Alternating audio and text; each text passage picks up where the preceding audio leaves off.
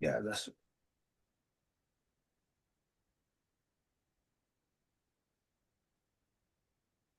okay. Good morning, good afternoon, good night, everybody in the world, around the world. Again, we are here inside Coaching Group. We're interested in just the transmitting the knowledge what we have to others. And today we've got topics we're going to discuss about goal setting and consistency by Angel, and then Miriam will follow with the focus and discipline. And I will conclude with habit building in a modern world. And still, the fact all these three are very important topics in today's world. The world is changing. When the world is changing, we have to adapt.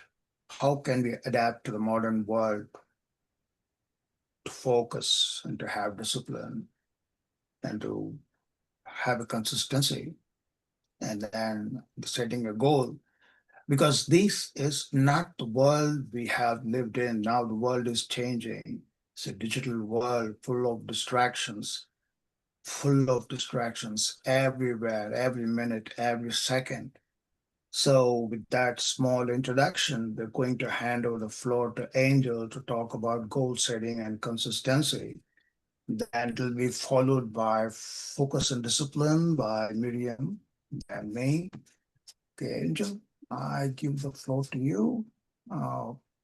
Thank you very much, Sam. You can, Yeah, thank you. Yeah, so please. today, as I mentioned, I'm going to talk about goal setting and consistency, two important things in all our lives in order to move forward. We need to set up goals from time to time where we want to achieve something better than we have at the present moment. So I'm going to dive in today directly into how to set a goal correctly, because I suppose all of us set up goals, but you do not know exactly if you set it correctly or if you need to adjust it in some way or another in order to make your life better. So I'm going to start with simple and proven things to do in order to reach your goals when you set it up. So first, I would like to say that in order to reach your goal, you need to start with the why and not the what. The what is not that important. It's something generic, but the why is more important. If the reason isn't strong enough, the goal won't last. You have to understand that. So, for example, if you put yourself the goal like, I want to have more money, that is a generic goal setting. That won't reach the destination because it's very vague. You don't have anything precisely there. So you just talk generally like, I want to have more money. But in order to reach your goal, you need to be more precise. You need to let your mind know why exactly you need to have more money. More money can be $1 extra, but I don't believe that's enough for any of us. So you can put it the other way. You can put, I want more money so I can reduce stress, invest, and have a time freedom. So try when you write down your goal, try to write it in one sentence. Then use the SMART non-negotiable framework. And what is that actually? Your goal needs to be specific, needs to be clear and precise. You need to explain exactly what you want to achieve and why you want to achieve it. Your goal needs to be measurable so that you can track it. Your goal needs to be measurable, you can track it. This way you're gonna see your progress. You're gonna see if you're going in the right direction or you need to adjust something. Your goal needs to be achievable. You need to set realistic goals based on your current level. You cannot say that tomorrow I'm going to become a billionaire if today you're not a millionaire. So you need to be more realistic in your goals. Your goals need to be also relevant. You need to match your direction. You need to match the direction you are going and not the opposite. And also, it has to be time bound. It has to have a deadline. If you do not have a deadline for your goal, it's never going to be reached. It's not something precise the direction where you're going. Let's say, for example, another example, like I would want to get fit. I would say this is also a generic, and it focuses only on what rather than why. So you should put the goal, for example, if you want to get fit, you should put the goal like, I will lose 8 kilograms in 4 months by training 4 times a week and eating clean food 80% of the time. So that is a more precise goal settings. Then you take the goal and you need to break the big goal, because if you want to achieve something meaningful, you need to think of a big goal. You need to have a big goal in mind. So you need to break the big goals into smaller actionable steps. So you have to understand that the big goals fail if they're not broken down in smaller parts.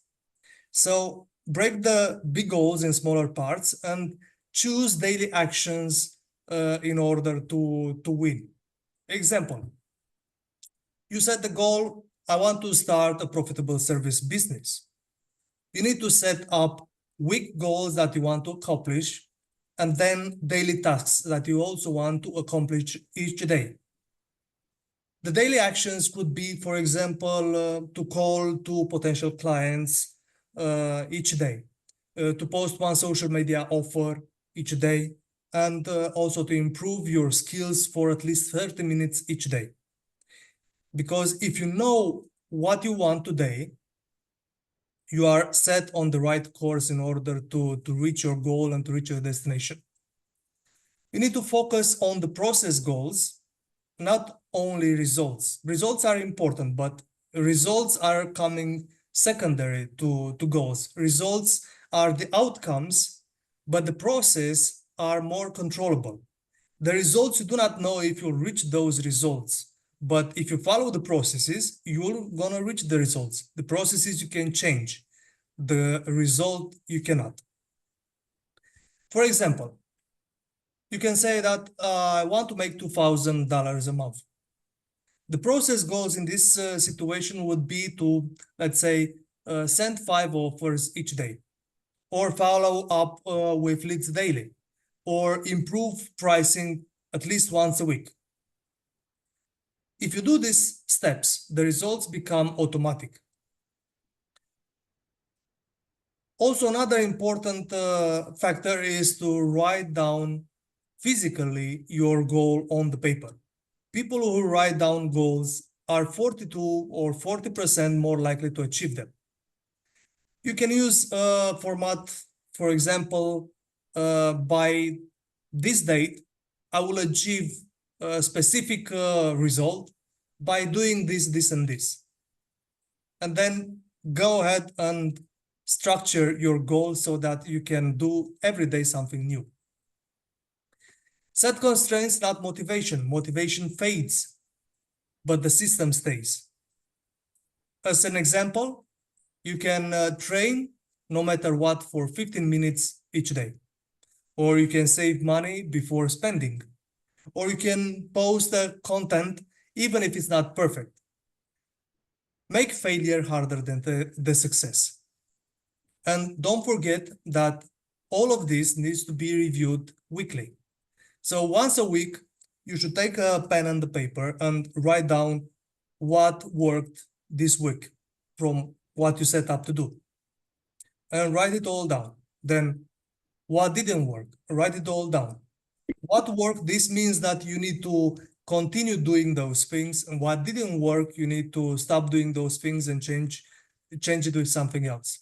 So what do I adjust is the third question, where you need to put a number of things that you can adjust in order to move forward. All this data, it's absolutely no judgment. It's just data, so take it as it is. This is about how to set up goals. Now, I ask Sam and Miriam to ask me a question or two if they have. So we can give the floor later on to Miriam and then Sam. Yeah, thank you. It was a lovely presentation. But I wonder, why the consequence is so important. The consequence is so important in goal creation. Very, very good question, Miriam. Well, first of all, the results come from compounding, but not intensity. For example, one big push has a small impact, but small actions done daily create a massive impact over time. For example, working out 1 week hard has little change, but if you work 30 minutes 4 times a week for 6 months, has a big change. Consistency beats motivation every time. Motivation is emotional, as I said it in previous presentations. It comes and goes. Consistency is a decision. Consistency actually is part of consistency is very important. Successful people don't ask like, do I feel okay today? They actually ask, what is the minimum thing I should do today in order to move forward? Consistency builds identity, not just results. You don't just achieve goals by becoming the kind of person who does those things. You don't try to save money, for example. You become someone who saves money. Consistency changes who you are, and that's actually a permanent thing. And skills grow only with repetition. Consistency will grow if you repeat the process. For example, in sales, if you speak daily, you will become better in conversations. Or in fitness, for example, you become stronger if you do repeated sessions every day. And in content writing, for example, you become clearer through constant postings. So if it is no repetition, it can be no mastery. Okay, thank you. Thank you. Oh, thank you, Angel. It was good. Now let's talk about this why. How does having a strong why change the way people handle obstacles and setbacks while working towards a goal? What are your thoughts about it? Yes, why is a very important thing. Having a strong why fundamentally changes how people respond to obstacles and setbacks, because it actually shifts the mindset from it is hard to what is it worth it. When the purpose behind the goal is clear and meaningful, setbacks feel like part of that particular journey, not a reason to quit. People are more willing to push through discomfort because they understand why the effort matters to them. A strong why turns the failure into information, not personal defeat, for example. So people will stop asking, why is this happening to me? And they will start asking, what is this actually teaching me? Because motivation is temporary, as I said, but the purpose is durable. Consistency is durable. When energy is low or progress is low, a strong why acts as an anchor, reminding people of the bigger picture and preventing the emotional quitting. So when challenges appear, people with a clear why make better choices in life. They are less likely to take shortcuts, give up too early, or abandon the goal for something easier but less meaningful.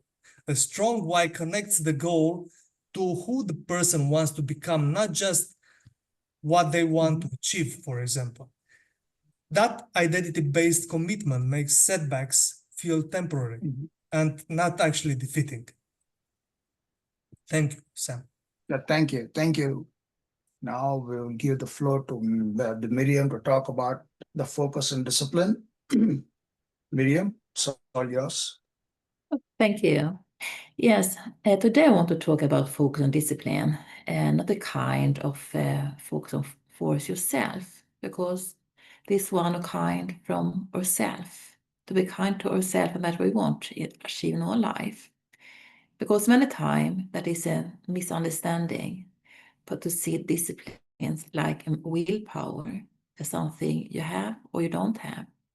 But in reality, that is something result of your inner clarity, emotional balance, to have less structure, to support you in the daily life, so you can be able to create what you want in your life and to see what's really important and what you want to focus on in your life. So let's start with focus and discipline. And most of the time, we don't have all this sabotage thing in our life. That is not a laziness, but there is inner noise that we are not good enough. We have unresolved emotions, guilt, inner pressure to be perfectionist or fear of failure.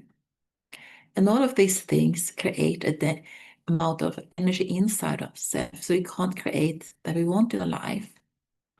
That's why it's so important to see what you want to create in your own life.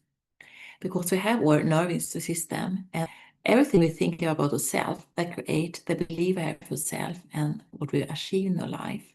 It's why it's important to see what you want to create and to allow that you're doing to be aligned with yourself, the power you have within yourself. Because when you have lack of sleep and you have too many choices at the same time, unclear goal and living according without no expectation, it's so much easier to just disappear from yourself and not create what you want in your life, instead to take time to see what's really mattering in your life. So that's why it's so important to see what you want to be and what you want to create, like Angel talking about before.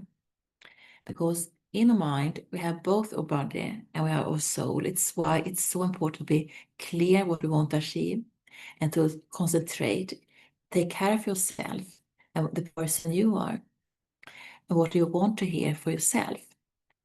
And then you need to be concentrated to push yourself, not the wrong path and not the lack of discipline, but to create time for yourself. What's really important in your life, what's really meaningful in your life. Because when you do something that's meaningful for yourself, or what you like to do, it's not so much control, it's much more self-love and much more motivation inside the belief that you do and that you are allowed to do. So it's much more about the clarity and motivation, the clarity, yes, and direction into your life will fill yourself with purpose. And also be calm within yourself because you trust yourself and you know that you're doing at the right time because you're doing that you love to do. And so all things align with the value you have. So you need to listen to yourself, to be driving for yourself, and don't sabotage everything around everyone else around you. So take time for yourself to really bring yourself meaning into your life, what's really important for yourself.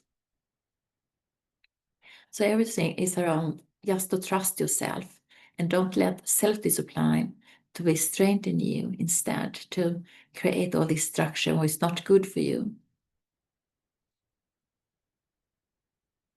So yeah, so that's why it's so important to see stay disciplined is much more about your belief you have for yourself, what's really important in your life. Stay aligned with that, because when you're aligned with yourself, it's so much more easy to be disciplined that you want to create. And don't let all these things around you to distract you. So you take your focus on yourself and what you want to create. And to take time to pause as well and to stay in this place that you take time to just be yourself, to not giving up, because it's not a match. We don't need to, it's not a game. It's not about to win in life. It's much more to listen to yourself, be aligned with the person you are, the create you want to create, to create small wins every single day to see how you can become even better. And it also creates flexibility for yourself. Because when you focus, you don't nothing to be pushing you to achieve something. It's much more to see what you already have and how can you create small wins in line with that you want to have in your life. So next time you think about discipline, so don't be hardish. Don't see it not like a control, but a loyalty for yourself, for what's really matter to yourself and to into your life.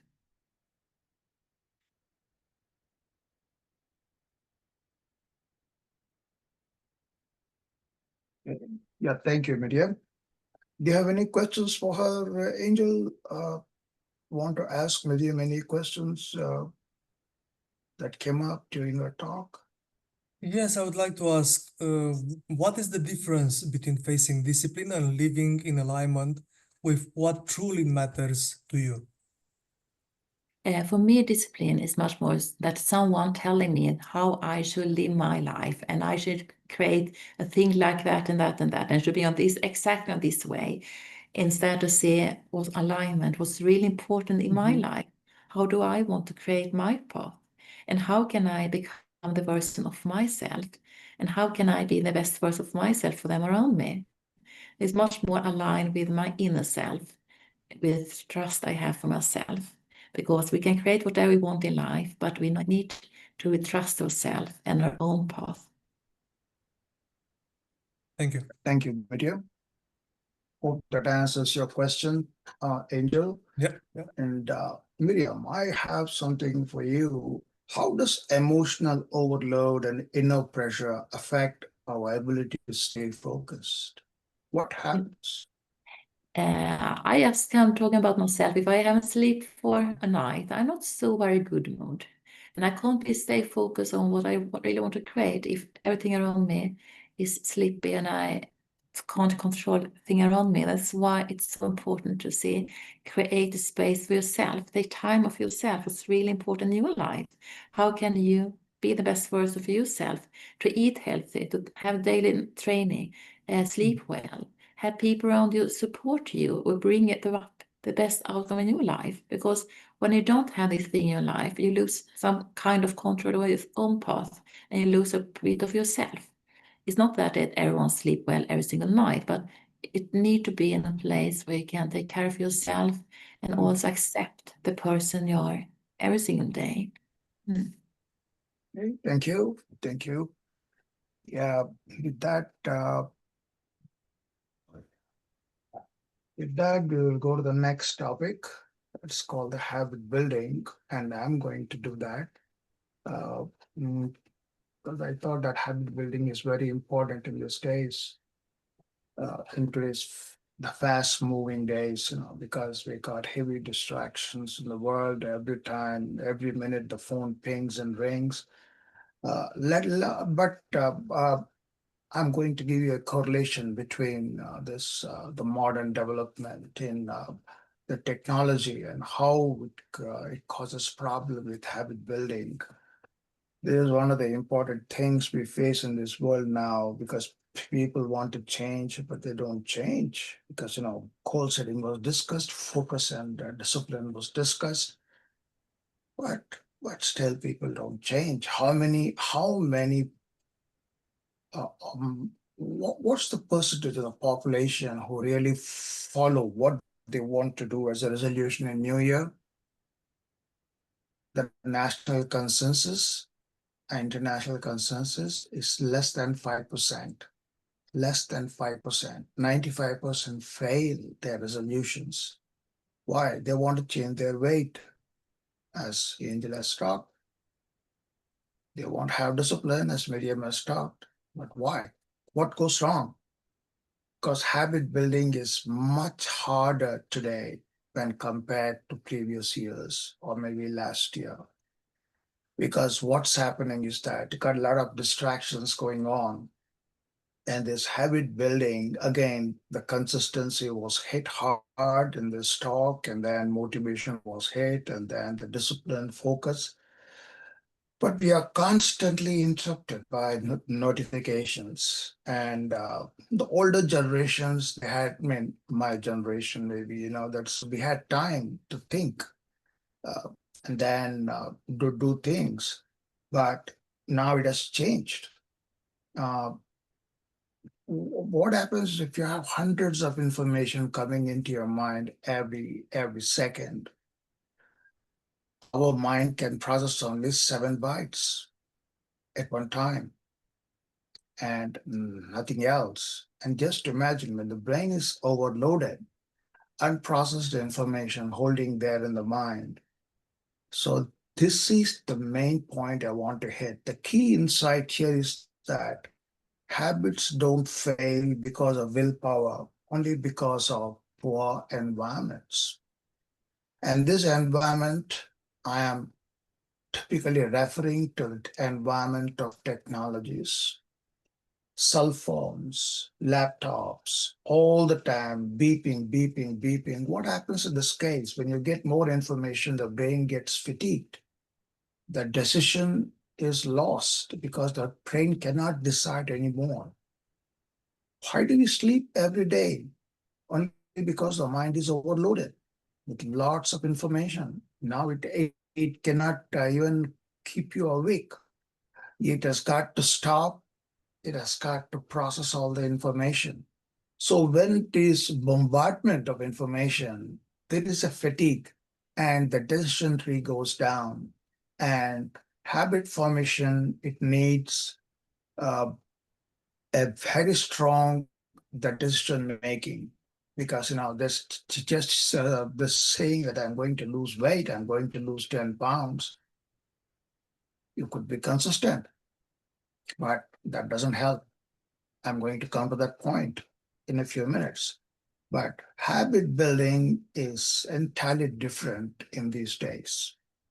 It has completely changed. And people think about habits. That's right, because Angel has already focused on the goal setting. Small goals. I would say start small. Small habit building. Small habit building, like drinking a glass of water instead of coffee. Maybe having a plant food instead of meat. Or starting the day with a simple protein. Then could see how the small habits become big habits. Because the origin of the habit is, how does a habit develop? That will be a very important thing. You get a thought, you get an emotion, you do the action, you do the habit. The continuous habit leads to a character. That is a tree in psychology. But habit building in these days are very difficult because we are distracted. And other part of the habit building is that you need to change your identity before you change your habit. You cannot be going around and say that I'm an ex-smoker, I'm an ex-alcoholic, I'm a cancer survivor, I'm a heart patient, I'm a diabetic. You can never change. If you go around and say that, you know what, I've been overweight, I'm overweight, I'm heavy, I know, I'm obese, you already carry the identity with you. Once you carry the identity, that identity should change first. Habits can be changed by the repetition, as has already been stressed by Angel and also Miriam. As you know, the repetition is the mother of learning, and the practice is the father of learning. So both should be there, but you need to change your identity first. Can you come out on day one and say that I am not heavy anymore? I'm a non-smoker. You just stop smoking one cigarette less than a day, in a day. Change the identity. Identity changing is very important. And identity changing, it needs a lot of effort. It is not easy. And identity is one thing everybody should change. And that's very important. And again, it was already talked about that, if you fail, that's not a problem. No, it's not a problem at all. Because you can miss once, but you won't miss twice. That's always there. And everybody has got chance in the world. Everybody gets a chance in the world. Habit formation is important in this modern world because of the technologies overload on the brain. Brain cannot think. You want to change the habit, but you'll be distracted. You cannot. This is what happens. And habit formation, I can talk about that hours together, but because of the constraint of the time, We have got to put it only to the modern days. We have got to avoid the distractions. That's the reason I started the talk stating that it's a modern world with the changing technology. We have got to adapt. We humans have come this far only because we adapted to the world. All the dinosaurs died. All the other creatures they became obsolete. They perished only because they could not adapt. We humans are very intelligent. We got this 3-pound brain in our heads, and we carry lots of emotions with us. That's another problem. But we have been adapting for millions and millions and millions of years, innumerable. The numbers you see is just maybe the theoretical numbers. Nobody knows the real numbers, how far we have come. So we have got to adapt to the modern world. How to avoid the distractions, how to lessen the distractions so that your brain is not overloaded and you've got a clarity of thought to think, how to change the habits. Habit changing is very important. And I coach people in habit formation and habit changing. There are lots of books on that. You could go on that because what I'm talking here is only a handful. You got a whole the ocean full out there. So for the purpose of the talk, I think I will stop here. I've covered, I think, almost everything. Yeah, but and on those sides, the other point that came up was that don't rely on motivation. That's true. Don't rely on motivation. But I would say you've got to rely now on automation because the modern world. How can you adapt? How can you adapt to this technology?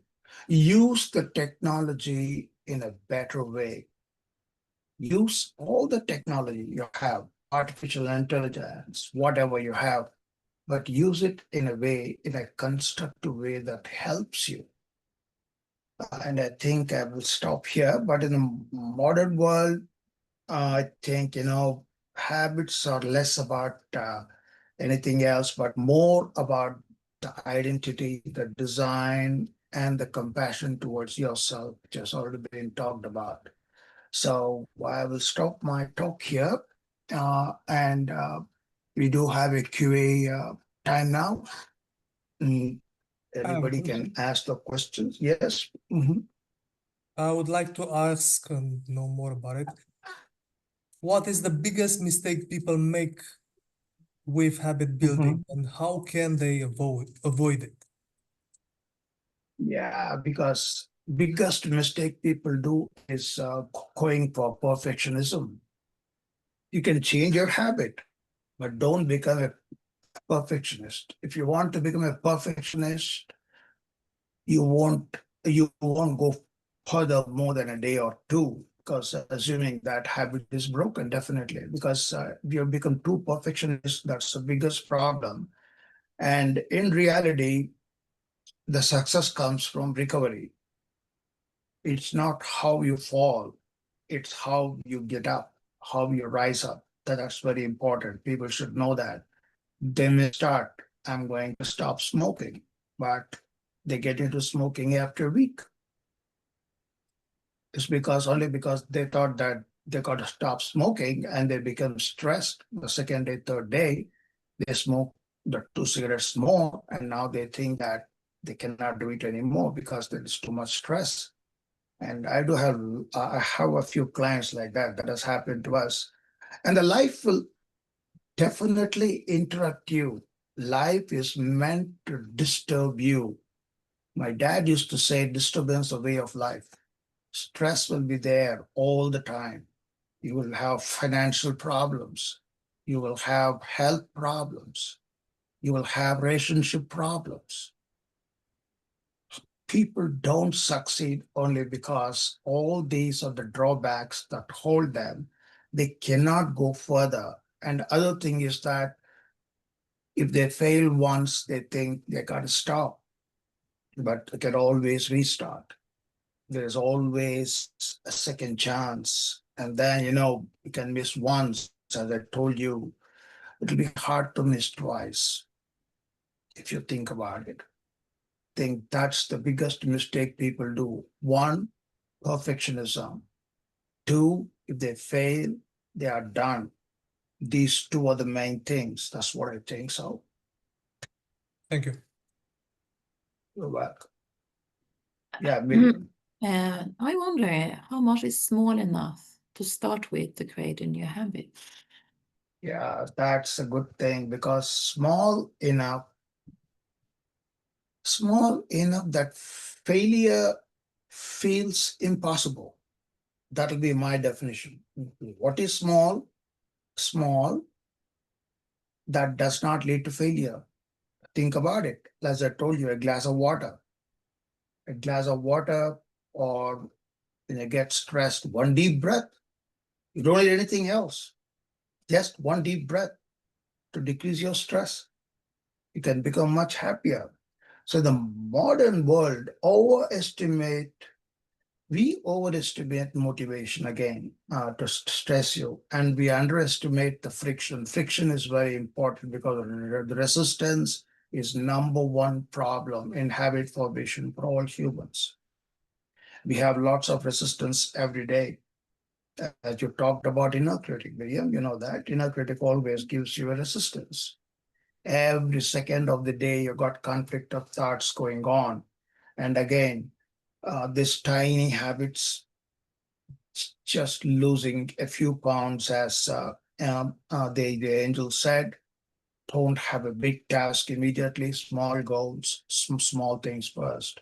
Small habits leads to big habits.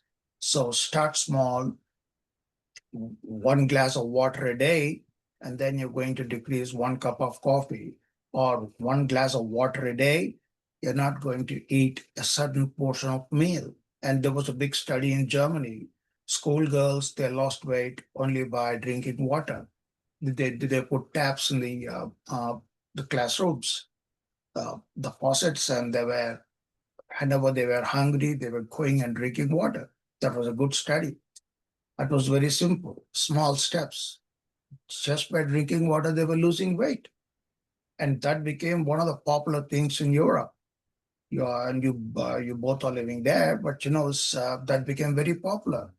And they do have what's called the hydrotherapy also. That's that they advise the patients to drink water. The 8 gallons, from where it came, nobody knows. 8 ounces, I'm sorry, not gallons, 8 ounces. I'm sorry about that. So we don't know from where it came. And most probably it came from the study. That's what I'm assuming, because 8 ounces of water a day. And if you need more than that, you can drink more than that. And it's a form of a therapy now everywhere. So a minimum, the value habit, have that in point. A minimum value habit, small enough so that it doesn't fail. That will be what's called the start small habit. And it could be anything you want. You can start with anything you want, like losing weight, or stopping smoking, or the reducing your anxiety, tension, having clarity of thought, anything. Because all these are habits again. Habits. As I told you, habits again, they're all attached to emotions. You feel like, oh my God, I need to eat a cake. I like sugar. I feel like tasting sugar. So, and then a smoker will do the same. My God, I don't feel well because I need the taste of tobacco. So small means that does not fail. Small habit. Start small, slowly increase, and you go big as a part of the termination of your habit formation, because there is no end to habit formation again. Again, you got to be consistent. When you're having this, you want to change some habit. And again, the identity was, no, I always attach to identity. Identity is very important. Even the small habit also, you stick that to your new identity, change your ID. I am not this anymore. I am new. This is me today, not from yesterday. And in practice, I've seen that I've changed people who said, I'm a cancer survivor, to I am healed. And then I've changed people who said that I'm an ex-smoker, saying that I now breathe clean air. So this is identity. Change the identity, start small. That's not fair. Thank you. Hope that answers your question. Yeah. Yes. Thank you very much, Right? Miriam. Thank you, Sam. Yeah. And for all of you out there, if you want to join us, please send us a message on the group, on the Facebook group, and we'll be more than happy to invite you to one of our sessions. Thank you. Yeah. Have a great day. So